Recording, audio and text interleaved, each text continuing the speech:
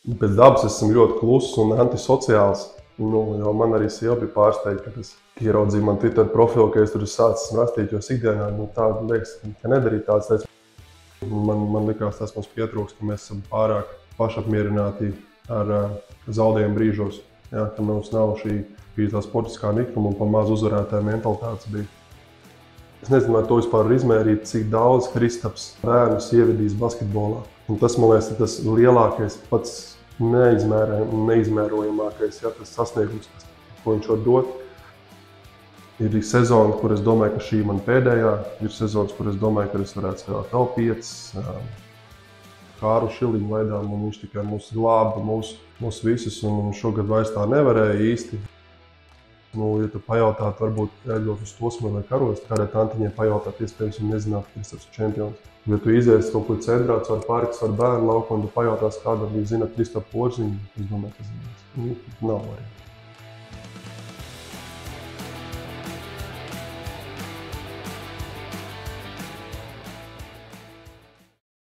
Esiet sveicināti podkāsta Liepais Sporta laukums 8. epizode. Garāka pauze man sanāca, bet esmu atpakaļ un šodien ciemos pie manis ir basketbola kluba Liepaja kapteinis un arī Liepais sporta spēļu skolas treneris Roberts Freimans. Robert, paldies, ka esi šeit.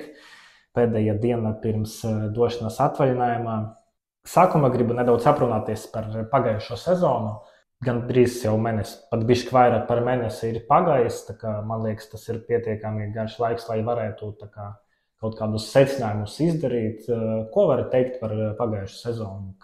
Kas izdevās, kas varbūt nepārāk izdevās? Jā, sveiki tev un sveiki visiem pārējiem, un paldies, ka uzaicināji šeit. Par pagājušo sezonu var teikt, ka sezonas laikā noteikti bija tādas sajūtas mainījās, ko es spilgti atceros, kad ap novembri, decembri man likās, ka mēs spēlēsim finālā. Bija tāds varbūt naivs cerības, bet tāda sajūta bija par šīs komandas potenciālu. Un tad pēc jaunā gada kaut kas sāka buksēt, traumas.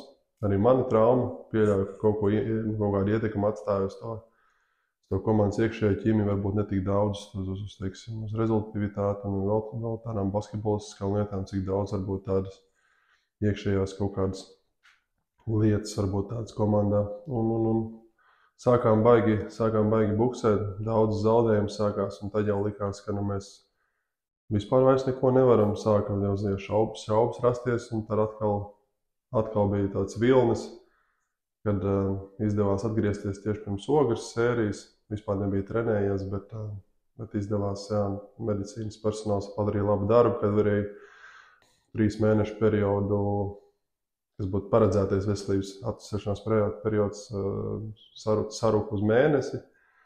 Un izdevās atgriezties, un mums izdevās labu sēriju pret Ogri, kur lielākoties Kristaps Čilps mūs ienesa nākamajā kārtā. Nu, tad arī likās, ka atkal mēs iesim uz priekšu. Kopumā, es saku, ir objektīva sezona. Nevienā brīdī mēs nevarētu teikt, kad ir kaut kas šausmīgi traģiski noticis vai kaut kas tāds, bet tā ir objektīva sezona. Pilnīgi, nepilnīgi, bet lielākā daļa spēlētāju nomainījās, kodols pamainījās, un tas ir tikai normāli, kad ir tādi, un arī jaunība, kāda mums bija, tikai normāli, ka ir tāds šūpols rezultātos. Šis ir tāds varbūt banāls jautājums, bet kā jūtas komandas kapteinis, kad viņš nevar spēlēt un uz soliņa ir pat, tā kā varbūt kā treneris, bet pats nevar doties laukumā, lai varbūt kaut kādu situāciju laustu?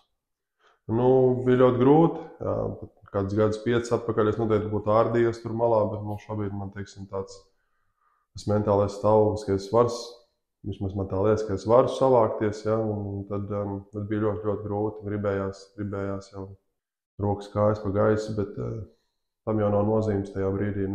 Cik es varēju, es centos palīdzēt, bet es saprotu, ka visiem ir jāmācās, un tas katram bija tā sezona, bija tādas savas mācības stundas jāiziet.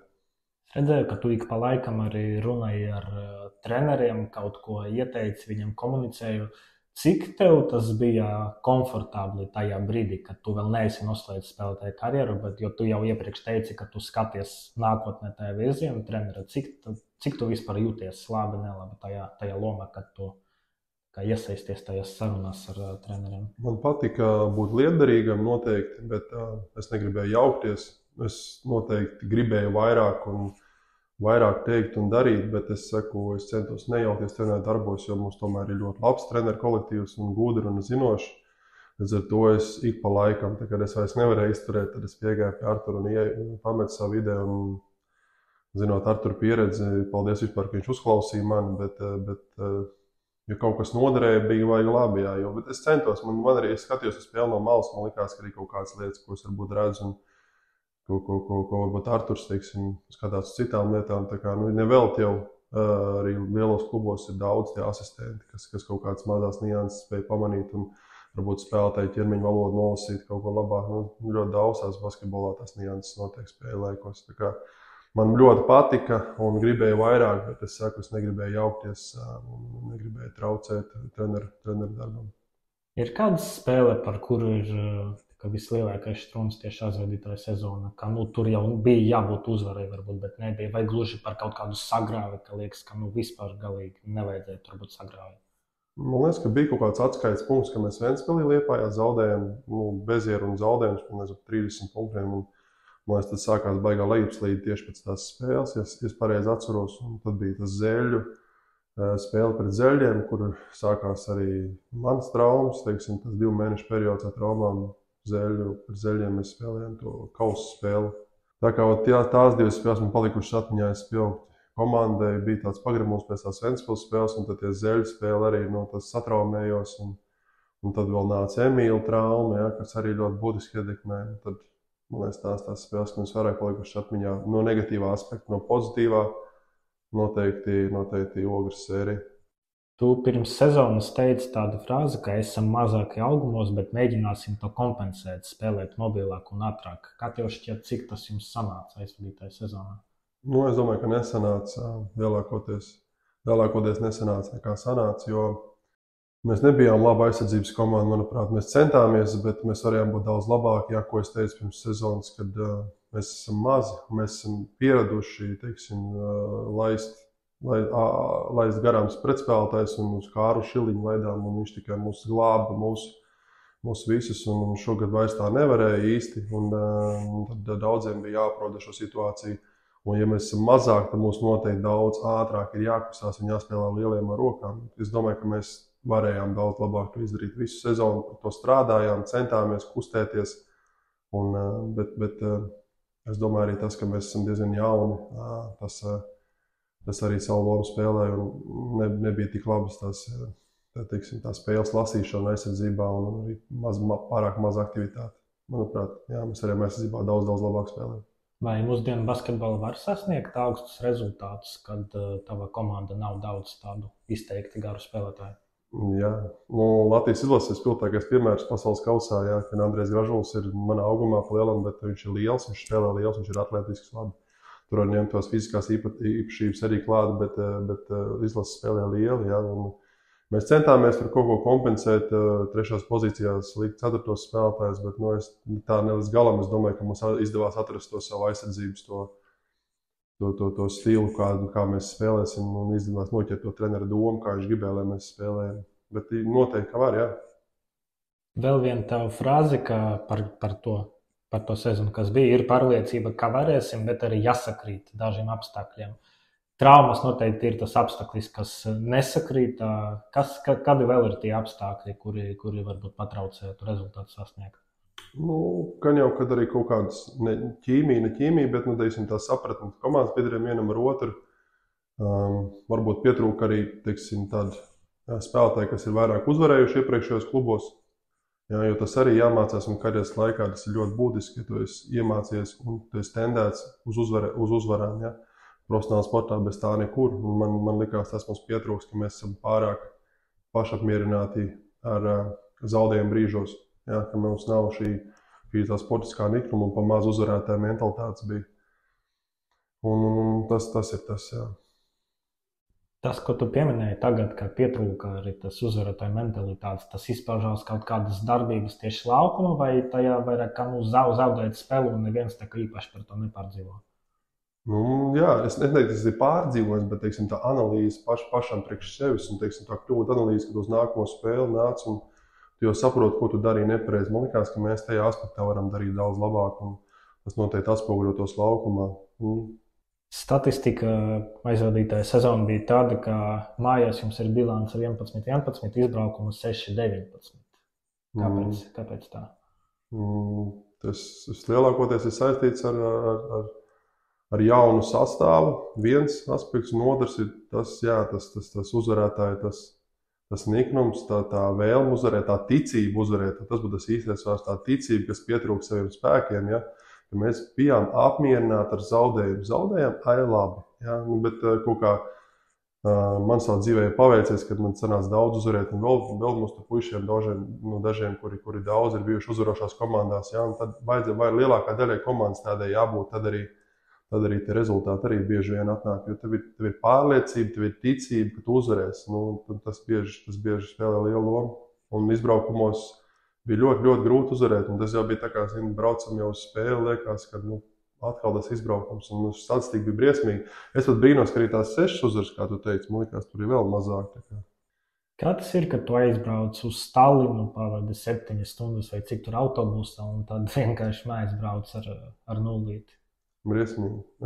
Briesmīgi gan tāds kapa klusums ilgu laiku, un tad jau lēnām, teiksim, pieredzējušie spēlētāji vai kādi citi mēģina kaut kā to gaisotni bišķiņ pamainīt. Mums arī, teiksim, tā vide nav tāda negatīva, un treneriem ir ļoti liels, teiksim, tāds uzstādījums, kad domāt par nākamo katru epizodu, domāt par katru nākamo spēli. Protams, tur emocijas ir vajadzīgas, un emocijas vienmēr būs dzīvam cilvēkam, bet tādi strikti pārmetumi vai, teiksim, negācijas par mums nelīja. Tā kā, paši sev vairāk cīnījāmies autobusā un braucot atpakaļ noteikti bija grūti, bet citos klubos, kuros es spēlēs, ir vēl grūtāk. Vai tajā realitāte, kad Latvija ir ne tikai Rīga un Ventspils, bet tagad arī Rīgas Zeļi, tā 4. vieta ir maksimums, vai varējām tomēr bišķi augstāk aizsniegties ar šo sastāvu, kāds bija tagad? Es domāju, tas ir tuvu maksimumam. Ja varbūt grūti, nevar vienmēr tā pateikt, ka tas ir maksimums, bet tas ir tuvu maksimumam. Jā. Es teiktu, kā es teicu iepriekš, objektīvs rezultāts Latvijas līgā, Igaunijas līgā bija ne pat pārsteidzošām pēc parastām uzvarām Igaunijā, bet zemāk līmeņa komandām būtu ienesuši mums arī play-off zonā Latvijas-Igaunijas līgā. Jā, skatās ar tādu varbūt arī amatierisku skatu uz tavu sniegumu tieši aizvadītajā sezonā, tad bijuši vairāki mači, kur tev 0 punkti, 2 punkti un tā tālāk, un kāds cilvēks varētu teikt, ka, laikam no kapteiņa varbūt gribētos kaut kādu lielāku rezultatīvitāti, bet kādi tad īsti bija tie tavi uzdevumi, jo gan jau ne tikai punktus jāmet, arī kaut kas cits tev ir jādara laukumā? Jā, par uzdevumiem tie noteikti bija vairāk nekā punktu gūšana, bet tas varēja daudz labāk, un es domāju, to apzinos gan es, gan treneri kolektīvs, gan arī vadība un spēlētāji, bet negribētu es meklēt vainu kādos citos, es varos sev vairāk, tad man arī bija jāprod ar lomu arī sporta skolā un darbu sporta skolā un spēlēšanu klubā, un es vienmēr esmu centies neveidot komandu, teiksim, savu ego celt augstāk par komandu. Ja, un tajā brīdī, kad sezonas sākumā, man liekas, ka man gāja spēle un bija daudz rezultatīvas spēles, bija daudz labāk, un tad likās, ka viss ir kārtībā, un tagad sākās tās grūtības. Es centos, teiksim, to savu ego necelt augstāk par komandas interesēm, un es centos iekļauties, kā vien es varēju. Sezonas beigās noteikti, ka bija grūti, un es vairāk, teiksim, man tā loma bija savākt tieši emocionālo komandu un no aizsardzības palīdzēt ar savu prātu, ja tā drīkst teikt, ja, gan aizsardzībā, gan uzbrukumā būt piezemētam un pacietīgam, līdz ar to nesasteigt neko un atkal, teiksim, domāt komandas interesēs. Tad pašā laikā tu jau kā spēlētājs, atgriežoties pēc traumas un spēlēt uz komandu, pats dažreiz šauj sev kājā, jo tās lietas varētu tikai, teiksim, tie, kas basketbolā ir padziļināti iekšā, un gribas ticēt, kad treneri redzēja arī tās lietas, kas ne tikai statistikas ailēs atspoguļojās. Bet, jā, es domāju, ka noteikti pie kaut kāda savādāka kolektīva arī tā rezultātivitāte būtu savādāk bijusi. Vai tev kā kapteinim bija jāpaceļ balss kaut kādos brīžos aizvadītāju sezonu, ģērb to varbūt? Bija, jā, noteikti bija, bet mums čaļi kā tādi bija ritīgi labi. Visi, teiksim, ieklausījās, nebija tāda problēma, neviens problēma meklētājs nebija. Un mēs tur bijām vairāk, teiksim, kas spēja kaut ko pateikt. Bet bija gan treniņos, gan spēlē, gan ģērbtuvēs bija situācijas. Liepājas filozofija pēdējos gados ir jauna spēlētāju attīstīšana. Cik daudz spēlētāju progresam, kā tev šķiet, cik daudz spēlētāju progresam var dot tāda sezona, kad, pieņemsim, tas pats Kristaps Tilps no vienas puses viņš tur daudz punktus guva, bet no otras puses pēc būtības to uzvaru skaits ir mazāks par zaudējumu skaitu, bet jau sportā pēc būtības jau pats galvenais ir to uzvaru skaits. Jā, tu pareizi pateici. Tam ir jābūt labākā balansā nekā tas bija šogad. Jā. Kristaps mums nesa daudzās spēlēs un pateicoties viņam, mēs arī uzvarējām, bet tā pašā laikā viņš arī atnest vēl vairāk uzvaras, jā, vairāk domājot uz komandu. Viņš arī ir jauns un viņš ļoti daudz mācās, teiksim, tas viss process ne tikai viņš, bet arī pārējie. Jā. Tam jābūt labākā balansā, kā tas bija šogad. Ja tev ir zaudētāja komanda, tu met 15 punktus, 20 punktus, tas neko daudz nedod. Ja tev ir uzvaroša komanda, tu met 10 punktus, jā, tas daudz vairāk. Manā izpratnē tas daudz vairāk dod. Ja tu būtu Liepājas pretinieku komandas treneris, uz kurām lietām tu pievērstu uzmanību savā pirmspēles uzrunā? Kā jāspēlē pret Liepāju, lai apspēlētu to? Jā, noteikti fiziski. Mēs neturējām fizisko spiedienu visu sezonas garumā. Fiziski spēlē pret mazajiem spēlētājiem. Tas ir jebkurš, kurš spēja fiziski spēlēt pret mums. Mēs uzreiz padevāmies. Man liekas, tas ir pie tām rakstura īpatnībām, kas varbūt nesakrīt šogad. Jā. Tas ir noteikti tas. Un spēt nosekt pirmās 2-3 darbības uzbrukumā. Teiksim, ja Kristaps iet cauri, savalkās, ir metiens ārā vēl viens. Un tad arī mūsu spēle bieži vien apstājās. Tad, kad mums bumba labi kustējās, kad bija 3, 4, 5 piespēles pa uzbrukumu, tad arī mūsu spēle bija daudz kvalitīvāka, bet tas bija rēti. Un lielākoties mums tomēr bija uzbrukumi pēc pāris piespēlēm. Tas būtu tas būtiskākais, kā apstādināt Liepājas komandu pagājušajā sezonā. Un tagad apgriežam šo jautājumu, kas jādara, kad pret tevi spēlē, kad pret šo Liepāju spēlē fiziski, ko var likt pretī? Bezbailība, drosme. Jā, tas būtu tas pirmais noteikti. Fiziski mēs strādājam visu sezonas svaros. Jā, tas atkarīgs no katra, protams, cik daudz viņš to dara un tā. Bet tā ir drosme, ka tu kļūdīsies, tu ies uz priekšu. Kristaps ir lielākais piemērs, ka viņš kļūdās, viņš iet uz priekšu, viņš kļūdās, viņš iet uz priekšu. Jā, viņam pa balansam, viņš jāatrod tas balans starp kļūdu un starp veiksmēm, jā, bet viņš ir spilgtākais piemērs, teiksim, kā vajadzētu reaģēt uz kļūdām, teiksim, kad tev ir jāiet uz priekšu, katru nākamu epizodu visu. Tā mums arī bija jādara. Nevajadzēja baidīties, kļūdīties, pietrūkt drosmes. Visi tie minus, kurus tu minēji, tas ir treniņu jautājums tikai, vai tur arī kaut kādas psiholoģiskas lietas ir? Tā ir spēļu praksa, tas ir pavadīt zem tāda spiediena. Es tiešām tā ticu, ka tas jau jaunaslīgā jābūt tādam spiedienam, ne vēl tur Serbijā, Lietuvā, teiksim, tādā stilā spēlē jau. Tad vienkārši jāpierod pie tāda spiediena, jāpierod, ka tev neviens neglāstīs un tev nesagaidīs pie centra aizsargs. Tādā spēlē visi jūtamies ērti. Bet izturēt fizisku spiedienu, būt drosmīgiem, jā, tas ir nākamais līmenis. Ja runājam par tādām varbūt pozitīvākām lietām, kuras ir tas pozitīvas lietas, kuras tu varētu izcelt no aizvadītas sezonas? Mums ir 3 spēlētāji, kas bija Next Generation izlasē. Ja? Tas ir noteikti pozitīvs aspekts. Un milzīgs prieks ir par Ojāru un par Henriku. Un tā kā Kristaps pats par sevi. Ja? Un tad tas ir lielākais aspekts, teiksim, kas tā pievienotā vērtība, ja, ko mēs ienesam, mēs dodam Latvijas izlasē nākamos paudzes spēlētājus. Otrs sezonas sākumā man likās diezgan daudz skatītāju nāca. Tā bija arī tā pievienotā vērtība, kas arī ir ļoti, ļoti būtiski, ja mēs spēlējam dēļ viņiem. Tad mums daudz, kā es pirms sezonas teicu, man likās, ka katrs spēlētājs spērš solis priekšu. Un tā arī man likās, ka bija. Ja, tu Klaus dubultu spērs arī solis priekšu. Tā kā, tas jau ir tas. Tas ir tas, kāpēc Liepāja ir domāta. Tas koncepts ir bijis tāds, mēs attīstam, mēs dodam iespējas spēlētājiem. Ir tāds viedoklis, ka tieši spēlētāji individuāli progresējuši vairāk sezonas gaitā nekā vesela komanda. Vai piekrīt tādam viedoklim? Jā, mēs vairāk kā komanda varējām kaut kur varbūt nesakrit raksturu. Tas vienmēr ir sarežģīts process veidot komandu un meklēt visas spēles, kas spēlēs komandas interesēs, un tas, ka tā visi tie raksturi saliksies. Kad tu biji ieradies komandā, treneru kolektīva bija arī Juris Ungrāško un Kristis Piternieks. Abi aizgāja starpsezonā, Arvis Teickis palika, pievienojas Olafs Ozols. Vai tas izmaiņas treneru kolektīva arī mainīja kaut ko, varbūt, ka komunikācija mainījusies, vai vienkārši, kad ir minus viens cilvēks, varbūt kā kaut kas mainās? Jā, iepriekšējiem treneriem, Jurim un Kristam arī bija pieredze savos darbos, un viņi bija, kā tu minēji, pa vēl vienu galvu vairāk. Ja? Tas noteikti arī daudz ko dod, bet noteikti nebija ne sliktāk. Tas pats vienkārši saka, liekas, ka pietrūka vēl kāds cilvēks, varbūt, kas uz soliņa vēl varētu palīdzēt. Man vienmēr bija arī interesanti, kā pieredzējušie spēlētāji uztver trenerus, kuri ir jaunāki par viņam. Olafs ir jaunāks par tevi, vai kaut vienā brīdī nerodas tāds bišķiņš. Varbūt es pat īsti nezinu, kā tu pateikt, ka viņš ir jaunāks, ka viņam tā pieredze arī nav tik liela, ka tu kaut kur sāc domāt, varbūt, ko tu man te māci vispār.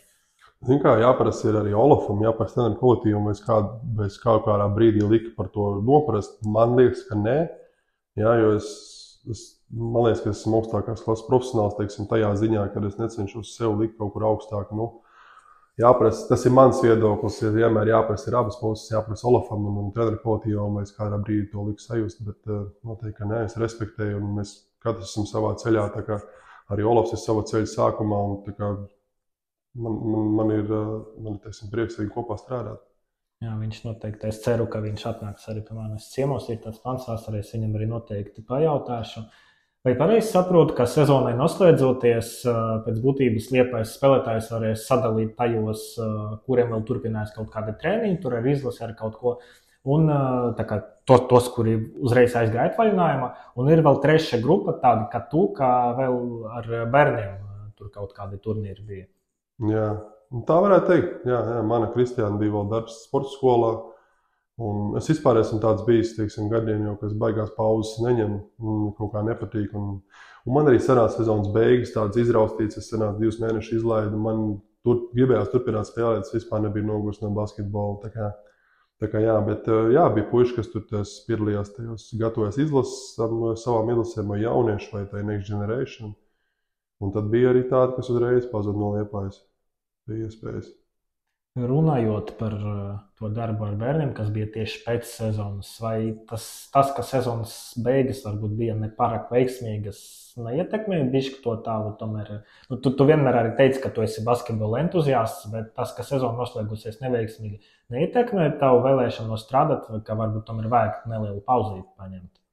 Vai gluži pretēji tas tev palīdzēja pārslēgties? Man palīdzēja pārslēgties, jā, man ir baigi paveicies, teiksim, ar manu grupu, un viņi man tie bērni iedvesmo. Man tieši pretēji man palīdzēja pārslēgties mazlietiņi, to nostalģijas sajūtu tādu uzsit tā ģērbtu, jo man ģērbtu, teiksim, nemainās, bet tas arī, jā, bērni noteikti palīdzēja, nevis tieši otrādi.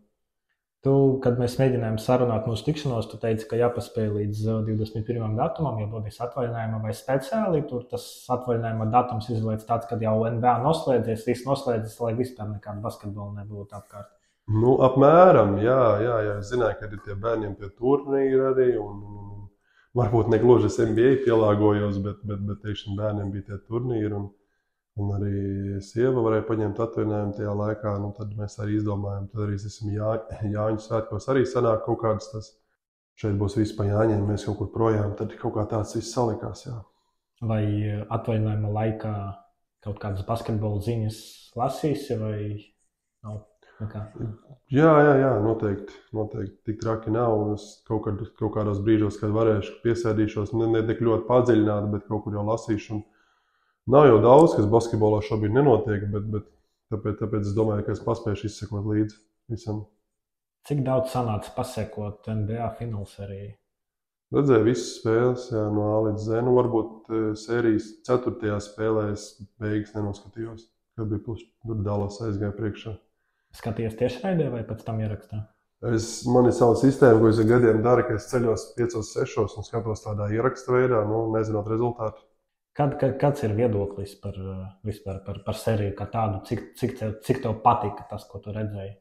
Par finālsēriju? Jā, tieši par finālsēriju. Ir vilšanās no tāda aspekta, kad intrigas praktiski tur nebija, bet to visu negatīvo nosmeļ no Kristapa panākumu, jā, tas viss vēsturiskais, tas piesitiens tam visam, un zinot arī Kristapa ģimeni, viss ir iesaistītos, kas ir bijuši, teiksim, tas viss ir daudz pārāks par to, bet kopumā, jā, teiksim, kā jau es būtu neitrāls skatītājs, Bostona likās tomēr tādā kruīza kontrolē izgāja caur tiem play-offiem. Pastāstīja, ka profesionālais sportists katrs ir iespējams, ka komanda ir vadība ar 3-0, pēc tam viņi vienkārši cieš tādu pamatīgu sagrāvu vienā spēlē, un tad pēc tam it kā nekā nebija, viņi tikpat pārliecinoši uzvar to pēdējo spēlī. Kā tas notiek? Kā tas ir iespējams, ka tev ir pārliecinošs pārsvars, bet tad pēkšņi tāda izgāšanās notiek?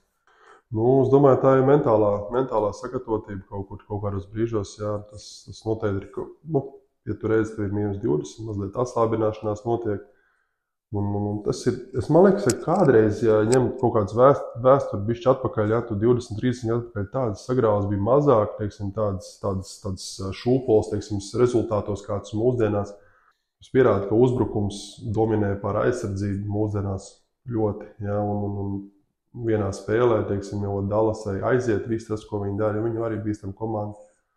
Un Bostonai neaiziet, tad tur tā starpība var arī būt tie paši 30-40 punkti. Tā ir mūsdienās.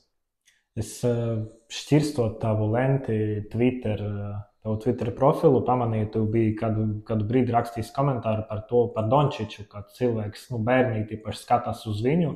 Viņš it kā tiek uzskatīts par vienu no labākajiem spēlētājiem, bet tas viņa darbības aizsardzība ir brīžiem vispār galīgi garām. Kā tev šķiet, tā ir NBA īpatnība vai ir Eiropa kaut kas tāds ir iespējams, ka superzvaigznei varbūt atļauj ne tik daudz darboties aizsardzība, kā vajadzētu? Eiropā tas ir daudz retāk. Daudz retāk, jā.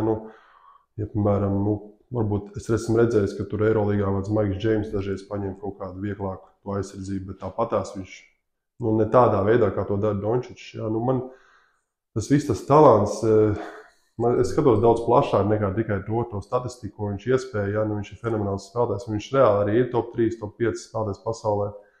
Bet, manuprāt, tas atstāja ļoti daudz negatīvu iespēju uz bērniem un uz to nākamo paudzi, kā tas viss notiek.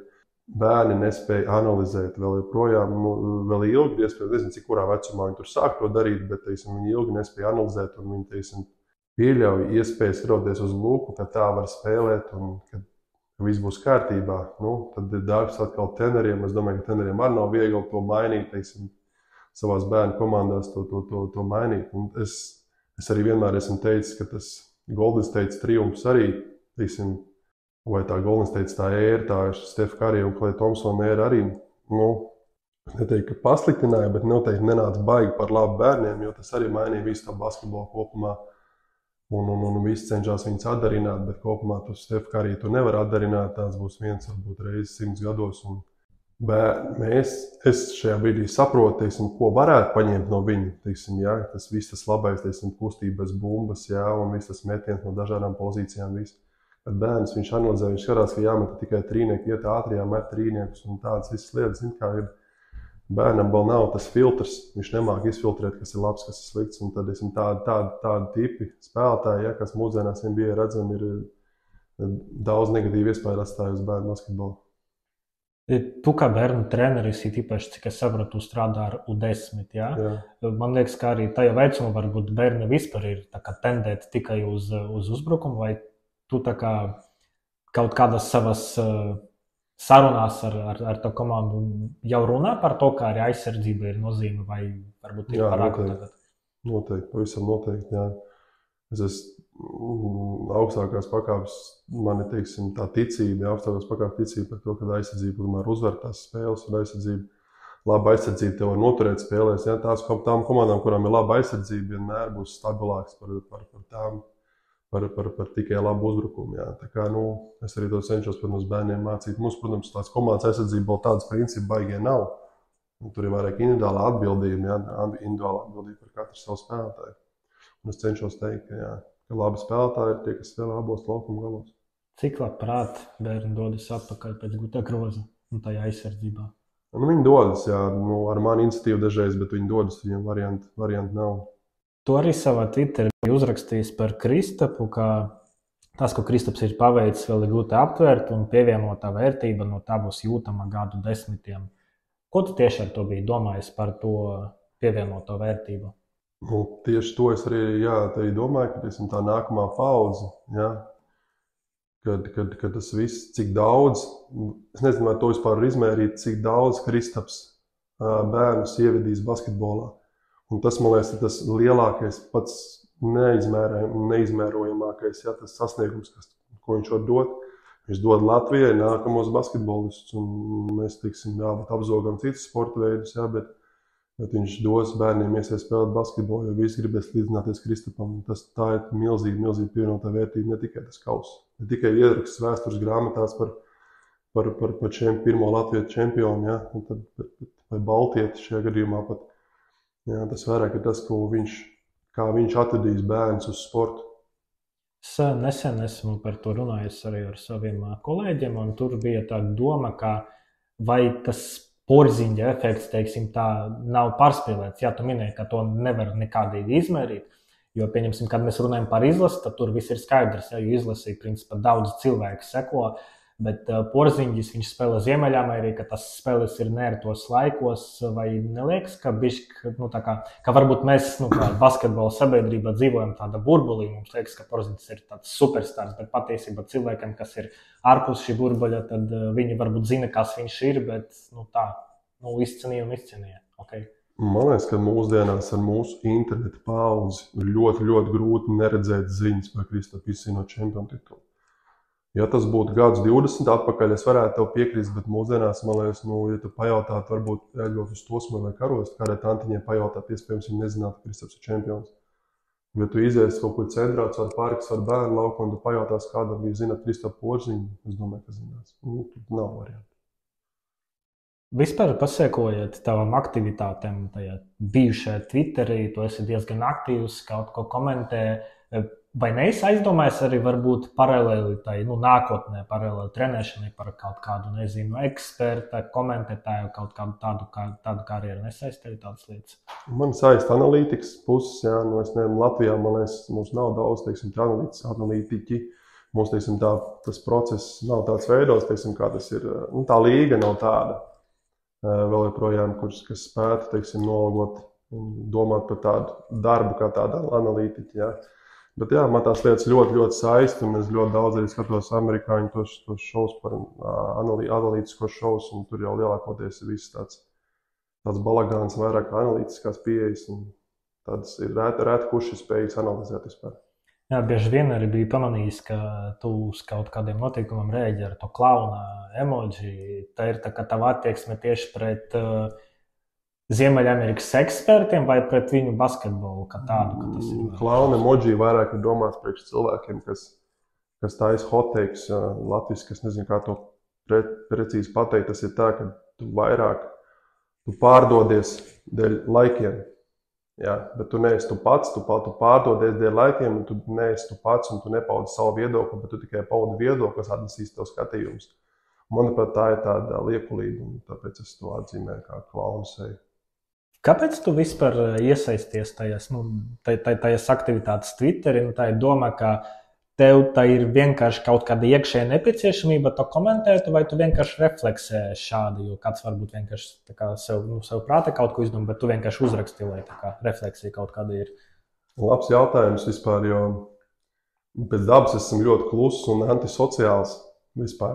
Jo man arī sieva bija pārsteigta, ka es ieraudzīju man Twitter profilu, ka es tur sācis rakstīt, jo ikdienā tāda liekas, ka nedarīt tādas lietas. Man liekas, arī bija kaut kāds gadi, kad es vispār neko nerakstīju, principā, un tad es sāku kaut kā to darīt un pamanīt, un ja redzi, ka tu pamanīji, gan citi, Andrejs Siliņš pamanīja, tad vēl kāds pamanījis ir, kad es kaut ko ierakstu un sāku vaicāt man, manu viedokli vairāk. Tad man kaut kā, teiksim, kā es teicu, man tās analītiskās domas nāk galvā, un tad Twitters ir tā platforma, kur es varētu, teiksim, to pateikt. Nu, tas, protams, varbūt ir muļķīgi, bet kaut kā tajā brīdī man tā liekas, ka var tur padiskutēt, jo man nav tās platformas citas, kur to darīt.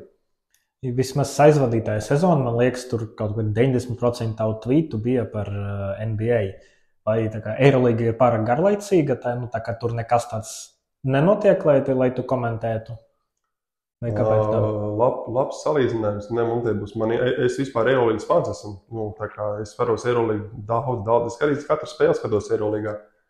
Jā, es noteikti to mainīšu, komentēšu vairāk arī par Eirolīgu. Man nelikās, ka ir tāda starpība. Jā. Man Eirolīgas fans, un es uzskatu, no Eirolīgas var ļoti, ļoti daudz ko mācīties. Un es bērniem dodu skatīties tikai Eirolīgu. Ko bērns var iemācīties? Pieņemsim, ieslēdz viņš random spēlē tur starp Real un Barcelonu, piemēram. Uz ko viņam jāskatās, varbūt es tāpat pajūtu. Uz ko viņam jāskatās, kad bērnam, kurš vēlas kļūt par basketbolistu, kad viņš ieslēdz kaut kādu Eirolīgas spēli vai izlases spēli? Atkarīgs, cik vecam bērnam noteikti. Ja tas ir, teiksim, manēji U10, U11 tie basketbolisti, tad es gribētu, lai viņi kopē kaut kādas ķermeņa valodas, neatlaidību, ja? Un tad jau tās tehniskās prasmes ir tās sekundāras tajā brīdī, bet, teiksim, tā kaisle, vai kā to pateikt, tas passions, angliski ir tāds vārds, ja kāda Eirolīgas spēlētāja spēlē, katra spēle liekas, ka tur ir dzīve un nāve. To es gribētu, lai tie mani bērni, teiksim, varētu pastīties un kopēt, ja tā drīkst teikt. Un, ja ir tāda pieaugušāka, varbūt 14, 15 gadi? Tad tās lietas saslēdzās. Tur ir tā vēlme spēlēt, tas, ko es tikko minēju, un plus vēl tās tehniskās prasmes, kā viņš apspēlē driblu, kāpēc viņš kustās, kāpēc viņš vājā pusē paceļās augšā, kāpēc viņš palīdz citiem, kāpēc viņš šajā epizodē ir tā nospēlējis vai savādāk. Jā, tās tehniskās prasmes jau tad aiziet tālāk. Tu minēji par Dončiču, uz kuru skatoties bērni varbūt apgūt tas nepārāk pareizu domāšanu. Man ir jautājums arī par Eirolīgu, jo tur ir tas pats Jasikevičs, kuru pārtraukumus, kad skatās, arī ir tas Obradovičs. Skatoties tos viņu pārtraukumus, tu varbūt arī sāc domāt, ka es negribētu nonākt komandā, kur ir šāds komunikācijas stils. Kā tev šķiet, vai šīs bailes ir pamatotas? Es neesmu atbalstītājs, teiksim, tāda komunikācijas stilam. Un man ir bijuši tādi treneri, bet es pats neesmu, teiksim, tas fans. Bet viegli ir tiesāt no malas, jā, tajā spiedienā varbūt kādā ir Jasikevičs un kādā ir varbūt Obradovičs, gan ir vecā skola, bet kādā Jasikevičs viegli tiesāt ir no malas. Jā. Viņam arī ir liels spiediens un tā vēlme, viņš ir milzīgs uzvarētājs. Viņi arī var paņemt daudzas labās lietas. Piemēram, kad spēlēja Fenerbahču ar Monako to ceturtdaļfināla sēriju, man bija sajūta reāli, kad viņi vinnēs, jo tikai dēļ tā trenera taktiskajām niansēm, kā viņš spējas nosakt Mike James, jā, cik vienveidīgi spēlē Monako, cik daudzveidīgi spēlē dot taktisko risinājumu pretī Fenerbahču. Es cenšos paņemt no tā trenera daudz ko labāk. Jā. Tas komunikācijas veids, viņš noteikti, es teiktu, ka viņš vairs nedara pat mūsdienās. Jā. Viņš ir ļoti, ļoti retos izņēmumos tikai dara. Vai esi saskaries ar kādiem spēlētājiem savā karjerā, uz kuriem tiešām ir varbūt jāuzkliedz bišķiņi, lai viņi sāktu aktīvāk spēlēt? Jā, ir bijuši. Es tagad tev uzvārdus nenosaukšu, bet ir bijušas situācijas, jā, kad man liekas, ka arī man treneri iepriekš man ir tā teikuši tādas frāzes, tu esi to neuzguļāt, tu nemaz necenties. Bet man personīgi liekas pilnīgi pretēji. Tā kā, ir noteikti tāds spēlētāji tipi, jā. Tev pašam esot trenerim ar bērniem vai kaut reizi nācies pacelt balsi? Jā, ir, jā. Bet es cenšos vienmēr norobežot personiski aizskaršanas ar balss pacelšanu, jo teiksim, bērni, lai es spētu viņus, lai viņi man spētu sadzirdēt, ir vokālai tonalitātei jābūt ir augšā lejā, jā, lai viņi spētu man sadzirdēt. Ja es monotoni runāšu, tas būs pārāk garlaicīgs. Un to parāda arī tas, ka tie bērni nāk vairāk un nāk atgriežās, teiksim, viņi nebaidās no manis, bet viņi mani respektē.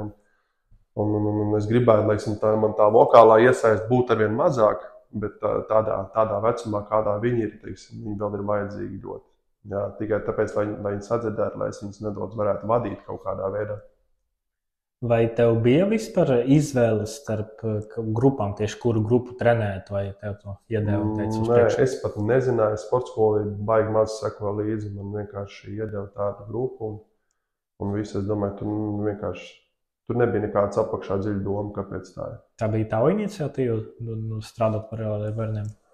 Arturs man uzrunāja, ja godīgi vienā mēs kaut kad iepriekšējās sezonas playoff laikā, kaut kad, man liekas, pirms playoffiem mums bija pārbaudas spēle, viņš man prasīja, vai tu negribētu trenēt. Es teicu, ka jā, es varētu, un tad vārds ar vārdam, kā tas viss varētu savienoties ar basketbolu kopā, un es teicu, ka es varētu mēģināt, jā.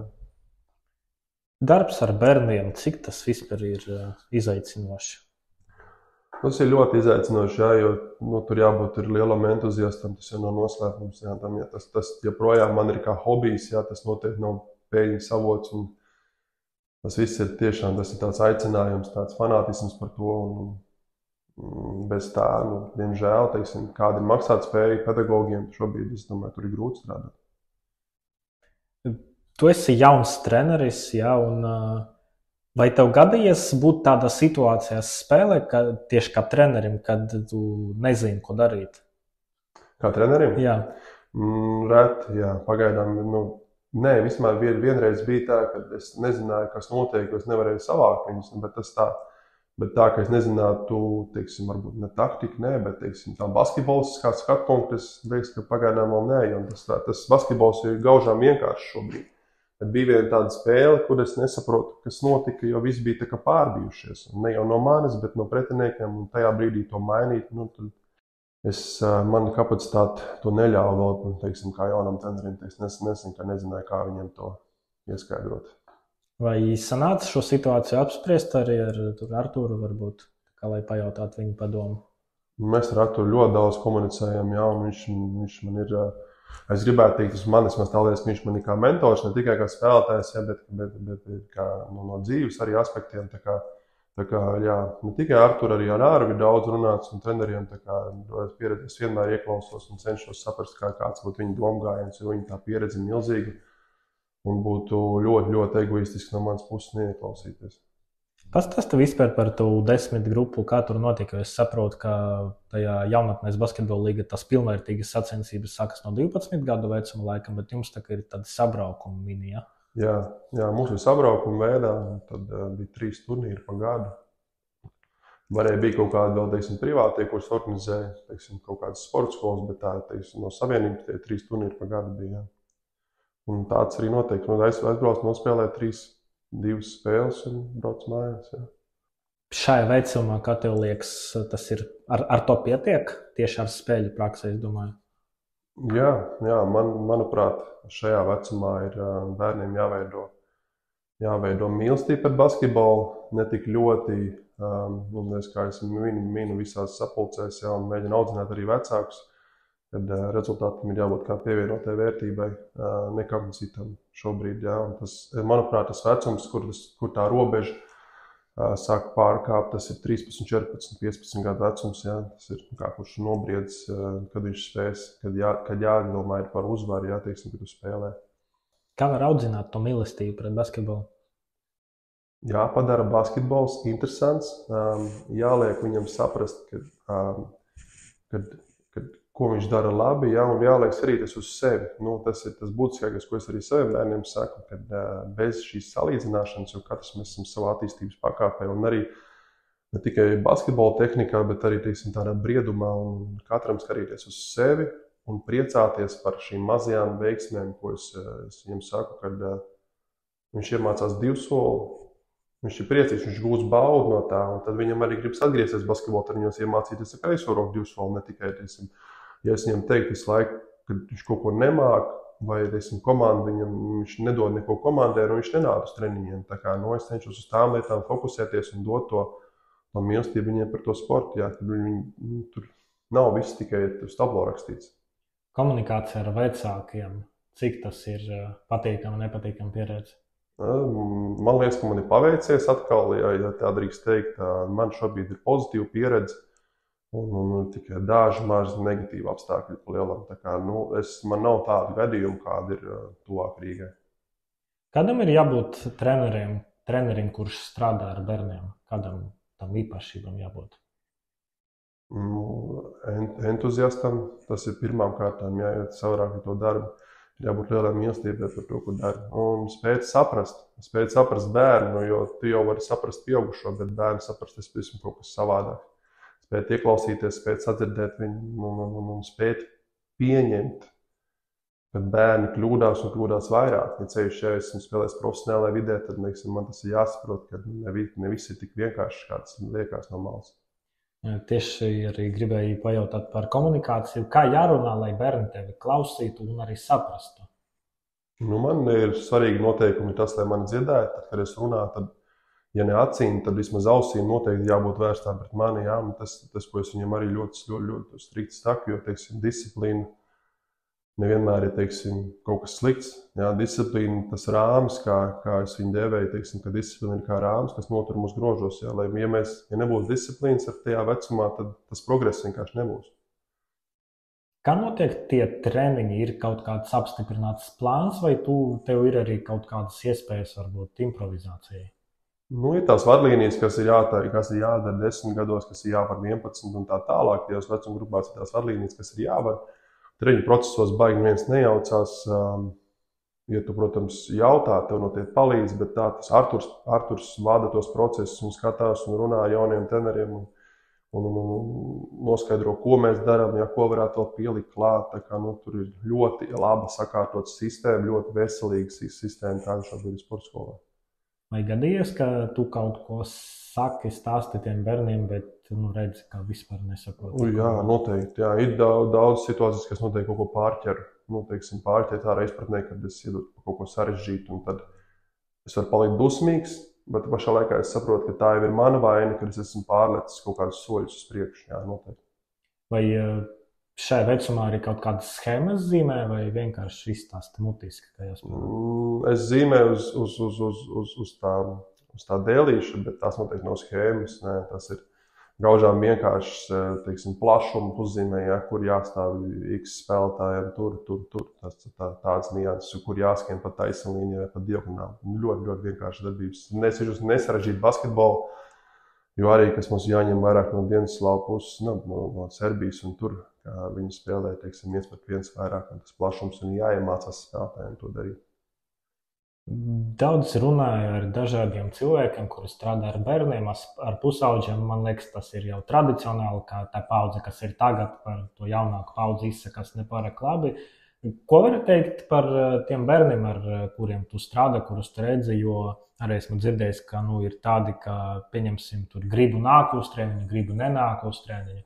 Savukārt vēl viena iezīme ir tā sportiskā sagatavotība, pieņemsim, man liekas, Kaspars Mainīgs bija tas, kurš stāstīja, ka bija atnākuši cilvēki, kuri 15 gados neprot skriet pareizi, kas ir, tā ir liela problēma.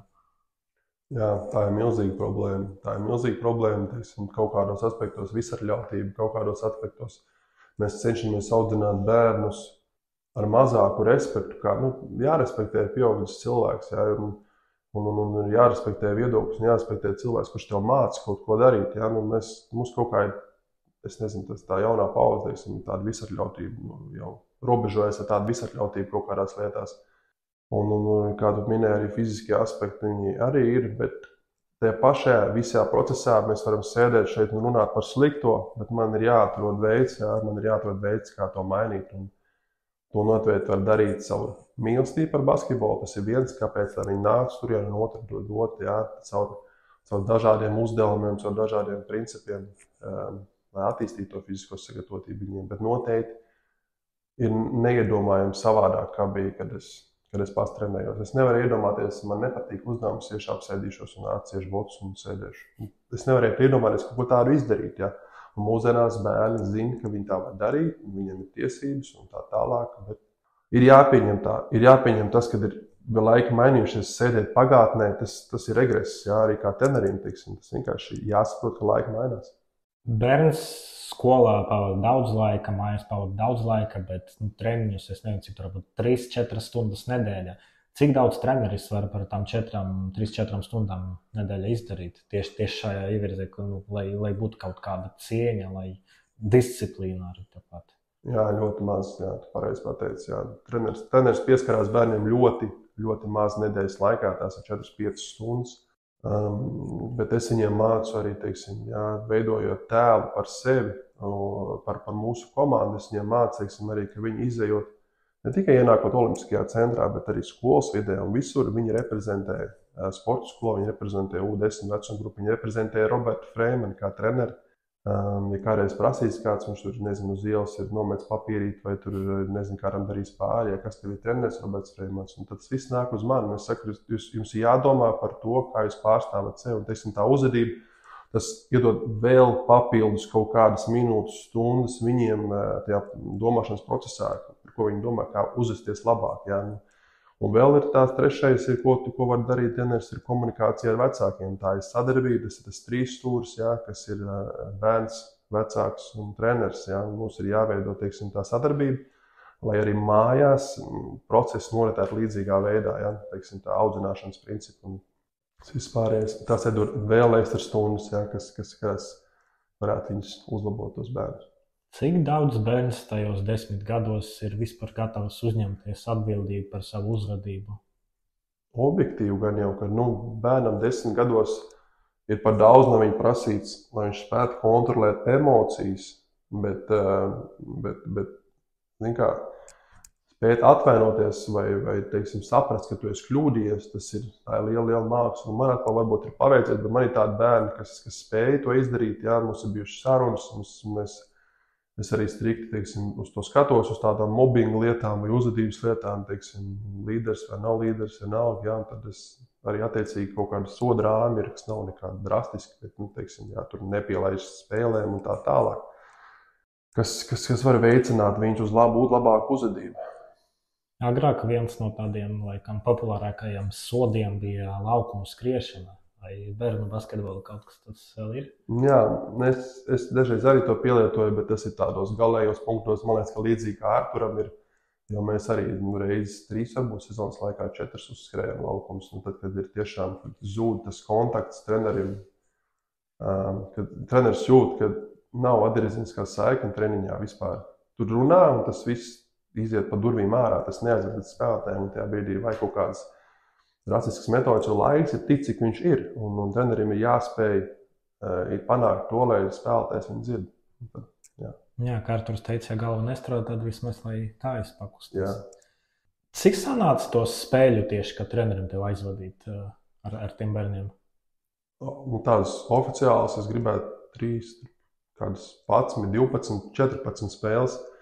Es vēl daudz sezonas laiku, bet kādas 7 spēles aizvadīju ar pārbaudas spēles, ar sporta skolu, citu meiteņu komandām, lai viņiem veidotos, teiksim, tā izpratne kaut kā par to basketbolu. Tas ir tuvāk turnīram, teiksim, bija tāds, ka spēlēja tas pārbaudas spēles. Arturs mums vispār sporta skola ieteica, lai ir tas treniņu process, un reiz 2 nedēļās ir kaut kāda spēle vismaz, kur, teiksim, varētu redzēt kaut kāds atskaites punkts, ko darīt. Un tad es no jaunā gada centos to ieviest vairāk. Vai emociju ziņā uzvara, ka trenerim uzvara ar spēlētājiem, ka spēlētājiem kaut kā atšķiras? Šobrīd es saku, ka U10 vecumā es nedomāju par uzvarām. Bet profesionālā sportā es domāju, ka mēs visi vienlīdzīgi domājam. Tur savādāk nevar, tur jādomā par uzvaru. Vai Roberts treneris un Roberts spēlētājs komunikācijā ar tiesniešiem kaut kā atšķiras? Baigi nē. Arī, teiksim, nevienā brīdī necenšos personiski. Šajā īstenībā bērniem ir tā, ka es vispār necenšos runāt ar tiesnešiem. Jo tas arī tas ir mans tēls, ka viņi man redz, viņi man uzlūko, un tas ir svarīgi. Un tāpat arī basketbola laukumā sezonā bija tādi brīži, kad es biju tuvāk tehniskai piezīmē, bet teiksim, mana uzvedība, mana laukumā, teiksim, es tā kā projektors, jā, viņi atspoguļosies uzreiz uz komandu, viņi atspoguļos uzreiz uz nākamo paudzi, ja, kas skatās, tik tad es ļoti cenšos pie tā piedomāt. Treneri pa laikam apzināti izpelnās to tehnisku piezīmi, lai saturinātu komandu, jā. Vai kapteinis var kaut ko tādu atļauties? Ne katru spēli, protams, bet tādos izņēmumu kaut kādos momentos. Jā, es domāju, kapteinim arī tas pienākums dažreiz ir jāveic.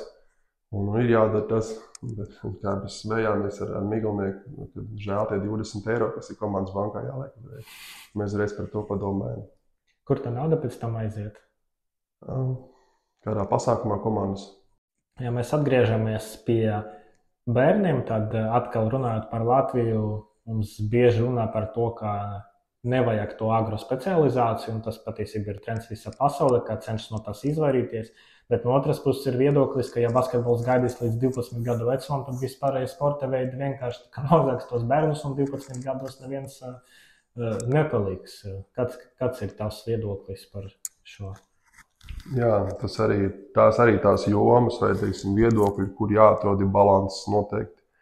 Agrā specializācija ir liela kļūda, manuprāt, bet tur jāatrod veselīgs balanss starp basketbolu un starp citu aktivitāti. Un es domāju, to var darīt treneris sporta skolā arī basketbolu. Kā, teiksim, tā doma, ja, piemēram, ir 4 treniņi nedēļā, tev ir dota, tad 2 to aizved uz basketbola tehniku vērstus, ja, uz kaut kādām lietām, tad vienu varbūt vispār ārpus basketbola, kas ir, mēs varam sadarboties ar kā cīņas sporta veidu treneru vai kaut ko tam līdzīgu. Tas ir tādā, ka ja apmēram 60% ir tas pamatsporta veids, kur viņš grib nākt, un tad varbūt pārējais ir pielasīts kaut kādas citas sporta aktivitātes. Kā tev liekas, cik tālu esam tikuši no tā, kā jau agrā vecumā tur vecāki gaida uzvaras, treneri grib uzvarēt, nedomājot par spēlētāju attīstību, un tur sanāk tas situācijas, kad spēlē pa 35 minūtēm spēlētāji, bet citi vispār sēž uz beņķa un gandrīz neparādās. Man liekas, ka mēs liels soļus spēruši uz priekšu, bet es izbraucot ārpus Kurzemes, esot saviem bērniem vienā turnīrā, mans burbulis, teiksim, kurā es dzīvoju, pārsprāga. Jā, jo tur attieksme ir, teiksim, uz sasniegumu sporta 10 gadu vecumā. Man bija ļoti bēdīgi to redzēt. Un gan vecāku uzvedības, gan nekas svešoties, kas internetā rakstīts, viss ir. Un komunikācija ar citiem treneriem un basketbola zinātājiem, jau varbūt kaut kas ir ārpus Kurzemes reģiona, jau var, teiksim, pat Liepājas tikai. Bija skumji, ja godīgi to dzirdēt, jā, visu to, kas notiek. Tas situācijas, tā ir sporta spēļu skolu atbildība vai arī federācija varbūt kaut kur nelīdz galam kaut ko izdarījusi?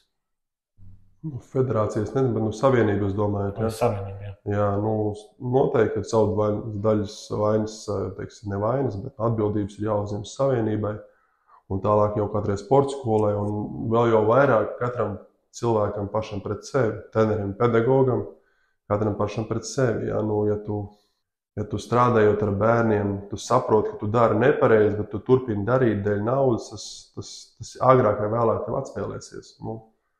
Tāpēc ir svarīga šī komunikācija ar vecākiem.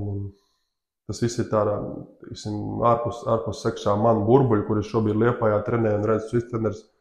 Un Rīgā tas bēdīgais skats pavērās, un es īsti nezinu šobrīd, kā to atrisināt. Ja mēs gribam 10-11 gadīgus čempionus vairāk par visu pasaulē. Ko tu iemācījies no vienas sezonas strādājot ar bērniem? Pacietība. Tas ir tas pirmais, kas man nāk prātā, jābūt pacietīgam. Un ja vienā brīdī liekas, ka nekas nenotiek, viss process ir apstājušies, bet seko nākamais turnīrs un bērni vienkārši lido. Un, teiksim, tas viss, ko tu esi darījis iepriekš, ir devis kaut kādas augļus. Viņi ir priecīgi un vecāki ir priecīgi un rodās tas atgrieziskās saikne, ja, tas ir noteikti. Ja, tā pacietība strādājot ar bērniem ir ļoti, ļoti svarīga.